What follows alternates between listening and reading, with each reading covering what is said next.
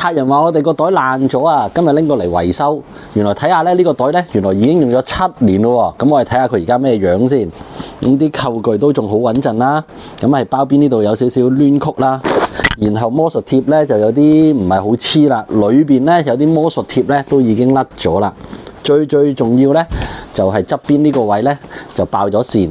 不過除咗爆咗線之外咧，其他都好好喎，因為佢用呢隻咧就係1000支Cordura，係咩咧？美國嗰啲軍用料嚟嘅，咁所以你用咗7年都好啦，佢仲係好實淨啊，冇穿冇爛嘅。咁我哋同佢補翻佢，同埋咧順便就做個大保養。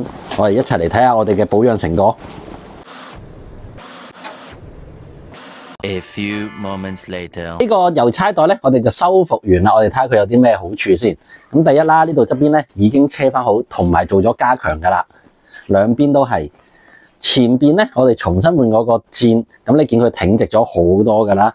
然後背脊都係啦，重新換咗個背面啦，因為7年時間咧都淋晒噶啦。裏邊就冇乜改動啦。所有呢啲魔術貼咧，我哋全部換翻新嘅，咁啊重新又黐力啦。